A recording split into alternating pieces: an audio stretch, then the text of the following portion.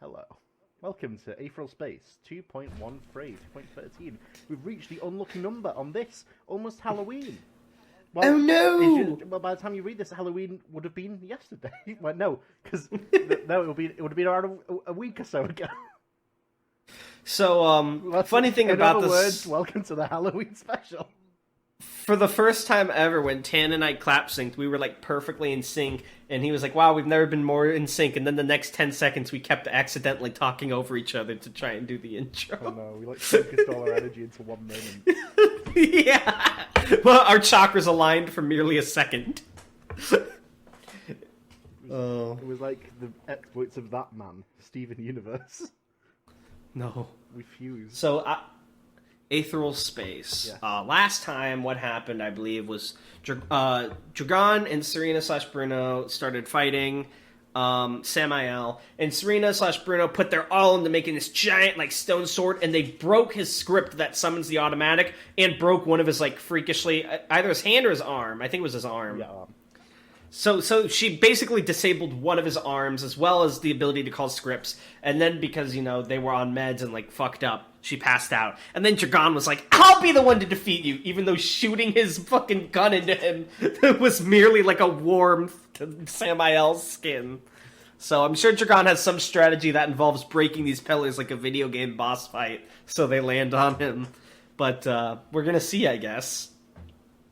Alright, I hope you guys are ready. This is an 8-pager. It's a special treat, just for the viewer. Yeah.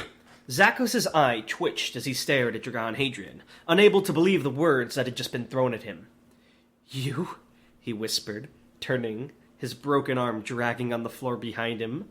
You're going to beat me to a pulp? I'm trying to remember the voice.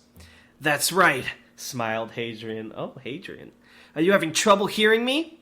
Zakos laughed long and hard, rubbing his good hand over his face as he did. Oh, this was hilarious. This was rich. Dragon Hadrian should pursue a career in comedy. It was so funny that he wasn't even mad. No, he wasn't mad at all. Deep breath through the nose. You're so funny, Zakos said, voice slow. I just realised it's just like that meme I where can't... it's like, I'm not owned, I'm not owned. I can't believe how funny you are, traitor. Did you hear me laughing just now? It was because you're so funny. I love how I left a review about how realistic and how much depth the characters have, and this is the most cartoon villain character I've ever read in any story. It is just literally a cardboard cutout of a villain. Hadrian just kept smiling that damn smile. Like, that damn smile. I'm sorry, I'm being so mean even though this is like the climax. I'm glad to see you're taking your defeat in such good spirits. The remnants of a smile dropped from Zakos' face. It's not as funny the second time. I'm not joking. Hadrian didn't even blink. You're using Hadrian a lot, that's weird. I'm used to... Oh, is this your way to counter the dragons? Well, no, it's from Zakos' perspective. Oh, there was a damnable apathy to him. An unacceptable apathy. He clearly didn't know what he was doing. He wouldn't dare otherwise, but everything about Dragon Hadrian was infuriating him like nothing else. Ignoring the pain from his broken arm, Zakos lifted the other one, cracked his knuckles. He brought his body down low down, ready to move at a moment's notice. He could destroy Hadrian in a second without a doubt. He'd teach that brat what it really meant to take on a special officer. I can sense it, boy, said Zakos, pointing at Hadrian. Oh, is he fucking Babe Ruth? You're weak. Those aether pings you used to trick me were from Delsed. Am I right? You wouldn't be capable of aether pings across that kind of distance. I could snap your neck between two of my fingers. Your confidence is just a delusion. Hadrian didn't say anything to that. He just cocked his head, still smiling. Zakos took a deep breath through his nose and narrowed his eyes. This brat wasn't showing him any respect at all, not even fear. Samael Ambrazo Zakos was not a toy to be tormented for the amusement of others. As a special officer. No, as a human being. Wait, this is very counterintuitive to his worldview. He was entitled to a certain amount of respect. Those who did not give that respect were scum. He'd give Hadrian one last opportunity to redeem himself. I see you've stolen an arm from one of my automatics, said Zakos, gesturing to the device in Hadrian's hand. I won't comment on the dishonor of stealing without reason.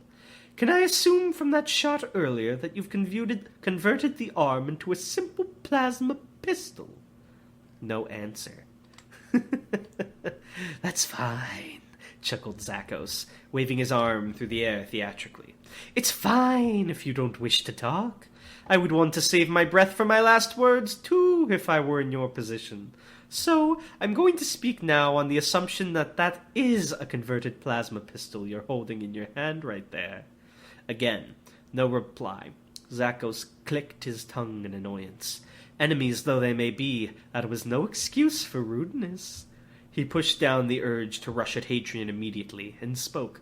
So, I have a proposition for you that will allow you to avoid a painful death at my hands. Put that pistol to your head and pull the trigger. Hadrian this didn't work the first time he tried it. Why is he doing it again? Hadrian still didn't speak, but his face twitched. His expression shifted slightly. Zakos grinned. He'd finally gotten a reaction out of the brat. If you choose not to end your life peacefully, Zakos said, I will come over to you and make you regret that decision. I'll snap your arms and legs like twigs. I'll pluck your eyes from their sockets and rip your tongue from your mouth. I'll rip out your fingernails and peel away your skin. I'll feed you your own organs and have you thank me for the honor.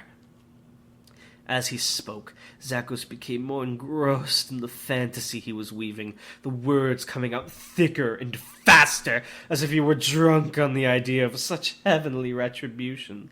He even had to swallow to prevent himself from salivating.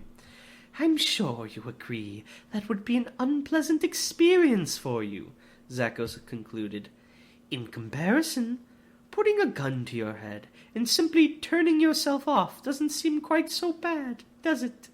You'll escape from my grasp quite readily that way, and through that honorable death you'll atone for the disrespect you've shown me. Your suicide would benefit both of us. This is funny because this is exactly how my interview with Tanhony went if I was Dragon and Tanhony was Zakos. This is how he tested my resolve for the podcast. Pull the trigger, or else be stuck in the tower with me. Zakos smiled. No matter Hadrian's answer, he was fine with it. If Hadrian chose to kill himself as Zakos had told him to, well, there could be no greater show of respect. To have another person end their life based solely on your command? Yes, that was respect worthy of a special officer. We are 3 pages into Zakos fantasizing about Hadrian killing himself. And if Hadrian chose incorrectly and didn't pull the trigger, well, the fantasy Zakos had spoken of really was very enticing. Your answer, Zakos said, grinning his oil-black grin. Dragon Hadrian laughed, the short sound echoing through the hall. It was a genuine laugh, as if Zakos had just told a funny joke, as if Zakos was a funny joke. He took in a deep breath through his nose, and another, and another. The brat wiped a tear from his eye. That's pretty good, he said. It almost sounded like a real threat. I mean, if you were a special officer or something, I might have believed it, but Zakos screamed with rage, kicking off the ground and leaping across the room in a second. Yellow aether for once it wasn't called piss or jaundice, flared around his entire body like a supernova, and he brought his good arm up like a club, ready to smash through Hadrian's flimsy body the second he came into range. Hadrian's next movement changed his plan, however. The brat brought up the plasma pistol and pointed it at the incoming Zakos. Normally that wouldn't be a cause for concern, but bright blue aether was flowing from Hadrian's arm into the device. An unenhanced plasma shot couldn't even scratch Zakos, but he wasn't sure how much Hadrian could enhance a shot. Likely it would still be weak, but there was no point in risking it by taking the blow. It was no great feat to simply jump at Hadrian again after dodging the attack, after all. Zakos twisted his body in midair, and the flare... Oh my god, he's like a fucking pillarman. And the flare of blue and orange plasma went sailing under his arm into the darkness. Excuse me. In order to dodge the shot, he'd had to move his arm to a position where it wouldn't hit Hadrian, but that was fine. His retribution had only been delayed for a second or two. As Zakos flew through the air next to Hadrian, instead of moving to dodge, the brat lunged forwards, holding some kind of melee weapon in its other hand. Aether crackled around the indistinct weapon. It too was infused. Eyes widening, Zakos moves to dodge that too, but he'd left it too late. He felt moved. He felt the slightest pain in his arm as something broke the skin and lodged there, sticking out of the limb. Oh, is he gonna infect him like fucking Parasite the Maxim, where it's like, the stab barely hurt, and he's like, you fool, it had tetanus in it. All the special officers making your body will now rebel. Eyes widening, Zakos moved to dodge... Oh, sorry. Landing a meter or two behind Hadrian, Zakos glanced down at the foreign object, his brow furrowing in confusion. When he saw what was sticking out of his skin, he could only laugh. Uh-oh. It was a syringe. A medical syringe, made to seem even tinier than it was due to Zakos' bulk, was protruding from his arm. The plunger had already been pushed down, so the contents of the syringe had entered his body. "This is your plan?" chuckled Zakos. With a flex of his massive arm, the syringe lodged and it shattered, its pieces falling to the floor. "Tell me then, boy, what was in that? Boy. Some kind of poison, I assume." Oh, sorry, let me do it again. "Tell me then, boy, what was in that? Some kind of poison, I assume." Cloak pulled tight around him. Oh, the cloak's cannon. Hadrian glared at him from across the short distance. The levity he'd shown moments ago had completely disappeared. "It's a sedative," he said quietly. Zakos' laugh intensified for a moment, becoming a guffaw. "A sedative!" he said. "You haven't had Aether very long, have you, boy? It interferes with medicine like this. Even if a tiny amount like this could affect me, it'd take hours!" He rose to his full height, towering over Hadrian. The boy took a hesitant step back. There was the terror a special officer should inspire. Then the brat's expression hardened, and with a whip of his arm, he tore his cloak off into the floor. Underneath the... I thought he was going to pull out a Tommy gun like fucking Joseph Joestar. Hang on, I have to... Underneath the cloak, Dragon was wearing a hastily assembled bandolier, stocked with all the sedatives he'd managed to grab before leaving the humorist camp. One sedative wouldn't do much. "Yeah," smirked Dragon, trying to ignore the sweat dripping down his forehead. "So let's see how much I can pump you full of before you drop." Oh my god, it's a battle of attrition!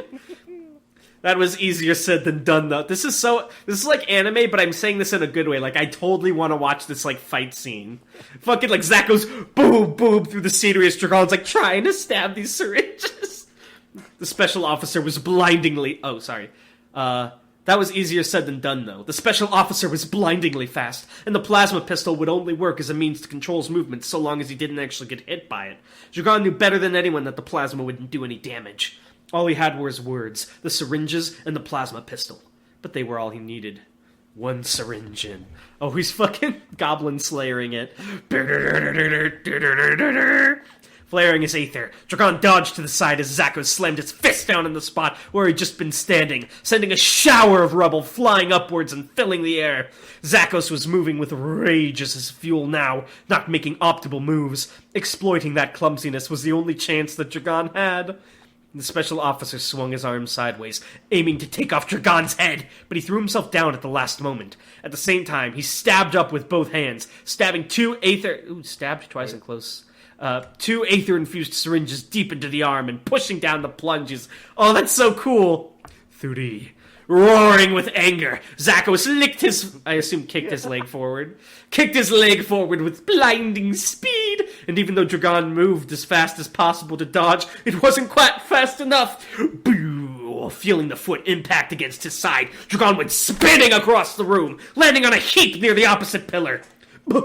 He'd managed to defend... This is when fucking Bubble Bass got sent into the rock. He'd managed to defend with Aether, so nothing was broken, but the pain in his torso was immense. It felt like he shouldn't move around with that kind of pain, but he had no choice. Zakos grinned, seeing how far he'd sent Dragon, but his smile quickly turned into a scowl when he saw the syringe sticking out the top of his foot, a few traces of blue Aether still lingering around it. So that's 4 now, right? Yes, That is a mistake I have made, though. Yeah, I forgot to count this one. No, 4's here. It's down here. Oh, then that's sick. You have to change it all! You keep going. 4. Pushing through the pain, Dragon smirked at him, inspiring the rage he so desperately needed. The special officer charged at him, screaming in anger, and as he charged forward, Dragon fired a few Aether-infused shots of plasma at him. Zakos dodged them with ease, of course, ducking under the orange bolts as he ran, but that forced him to keep his body low, which was exactly what Dragon wanted. Instead of dodging, Dragon charged forwards as well, shouting in order to pump himself up. Ha! The special officer hesitated for a moment, and in that single moment, in the span of a second... Oh, this is the fucking... you've never read Record of Ragnarok, but there's a scene where, like, they're fighting, and he's like, most things that happen in life are the result of tiny moments. Singular instances. That's what this is. And in that second, Dragon kicked off the ground with Aether-infused legs, sending himself flying over Zakos' back. He lashed out with his hand and planted another syringe as deep as he could into Zakos' back as he passed by. 5. Dragon was no gymnast, though, and as his flight ended, he fell to the ground in an undignified heap. The second he landed, he rolled to the side, narrowly avoiding a punch from Zakos that ended with his fist lodged into the ground. Oh, this is like a fucking boss battle. Now's his chance to attack. Not missing his chance, he stabbed another syringe into Zakos' temporarily trapped wrist. 6. Zakos was beyond infuriated now, almost foaming at the mouth, and Dragon knew he couldn't keep this up for long. His lungs were rubbing on the memory of air, and the inside of his body was starting to feel like a burning mass of singular pain. Okay, he couldn't keep this up forever. That didn't need to be specified. How long could he keep this up for? In the time he dodged another of Zakos' punches, the air pressure of the attack still sending Dragon flying away, his mind reached the conclusion that this fight could only continue for 2 more minutes at most. Alright, I know you don't read it, but after this, I really want to stop and read just a couple chapters, a single fight from Record of Ragnarok, because it is exactly like this, and it's so good, and I love it. And that was a very generous estimate. How dare you! Zakos was screaming, lost in his rage, only infuriated more each time his fists met empty air. How dare you! How dare you! Who the hell do you think you're messing with? Do you know who I am? I am Samael Ambrazo Zakos! Dragon came to a stop for a moment, steadied himself for a moment, 2 moments, you might want to change one. Took a deep breath that he very badly needed. Then he spoke. Oh my god, this reads like you. Who? For a moment, Zakos was silent, mouth hanging open, dumbfounded. Then, with a scream of, "Unacceptable!" he opened his palm and swept his arm around him, AoE attack. Tiny pieces of rubble, each the same rough size, began flying through the air towards Zakos' open hand. Oh, this is like fucking Ochako's thing in My Hero. He's spreading rubble everywhere, and then when he zooms it back in, it's gonna hit Dragon on the return. Right? Began flying through the air towards Zakos' open hand, where chaotic yellow aether was forming a crude sphere. Dragon furrowed his brow. Why was he bringing rubble to himself? Then he saw Zakos' black grin and realized what he was really doing. Zakos swung his arm towards Dragon, changing the trajectory of the stone shards and cancelled his ability. The stone shards kept their momentum, however. Now they were forming a shower of shrapnel, rushing towards Dragon. Dragon took a deep breath. It wasn't like this was a situation he hadn't anticipated. If Zakos could pull things towards him, he could do things like this as well. He had a contingency in mind, but he had no idea if it would work. Strange how so many of his plans these days seem to have that caveat. Aether ping. If it could detect aether that repelled it, it only followed that it could detect solid objects it bounced off too. Dragon breathed out and sent his aether out along with it. His ping still didn't have much range, but he managed to scan the rain of rubble as it came towards him, memorizing the position and trajectory of each individual fragment. Oh, this is also reminiscent of Record of Ragnarok. Optimal path. He told himself, tensing his body, getting ready to move faster than he ever had before. Optimal path! Follow the optimal path! Dragon moves in 3 flashes of blue aether, like a thunderstorm compressed. Oh, that's such a cool descriptor.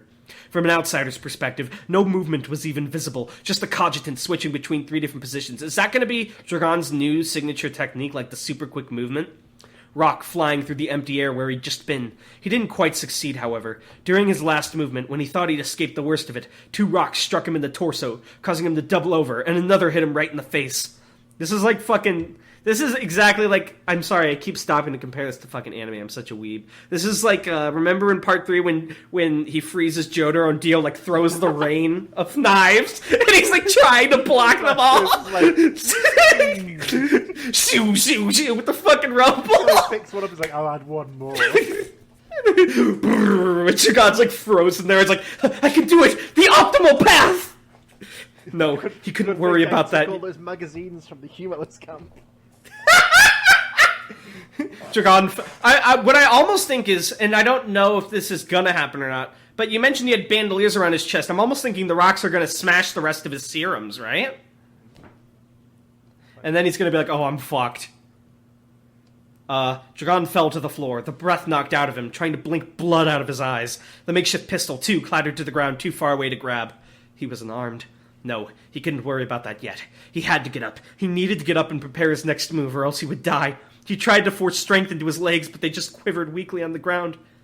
He'd failed. He'd failed completely. Weak as he was, he couldn't even resist as Zakos picked him up by his throat and lifted him up into the air, sneering at him.